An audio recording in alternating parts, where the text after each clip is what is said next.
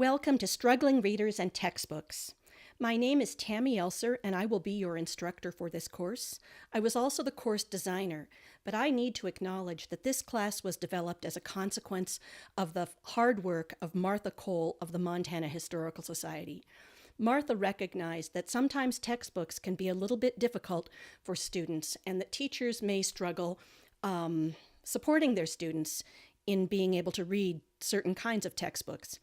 Of particular importance, and the example that we're going to use throughout this course, is Montana Stories of the Land, the Montana Historical Society textbook for teaching Montana history.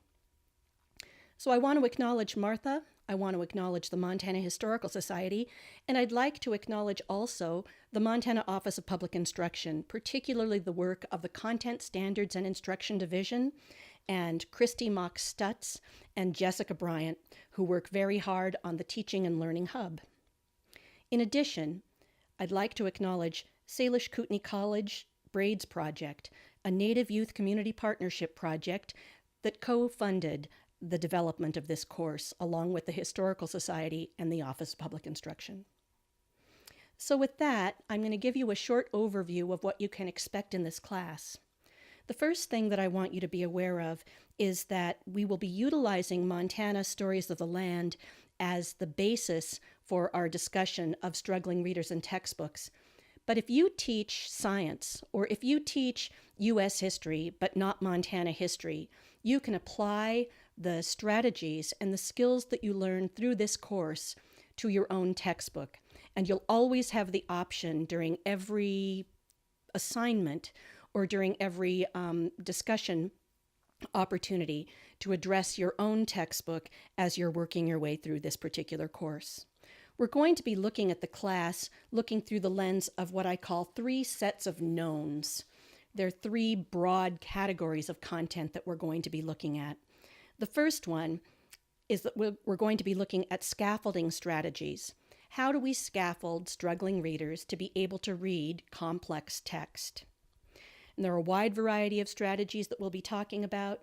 They include such things as repetition and chunking, and also strategies for encouraging small group work where students have the opportunity to talk about what they're reading and to deepen their content knowledge through social construction of knowledge, if you will. So scaffolding strategies are one set of knowns. In addition to looking at scaffolding strategies, we're going to be examining reading comprehension strategies. These are strategies that are critical to directly teach to readers, and they're very important to teach within the context of content area textbooks. Often, these strategies might even be suggested by a textbook, and we're going to talk about ways in which you can utilize these strategies to deepen students' comprehension and understanding, not only of Montana history, but perhaps of science, perhaps the health textbook that you've adopted, or any other text. The last set of knowns that we're going to be looking at are fix-up strategies. How do we support learners who fail to comprehend the text? What are the strategies that we can teach a child to employ in order to actually build comprehension? So when a child is monitoring their own comprehension, or they're becoming metacognitive of their own reading process, what are the strategies that we might use to support them when that process breaks down? So scaffolding strategies, comprehension strategies, and fix-up strategies. And I need you to know these all interrelate with each other, and very frequently they overlap.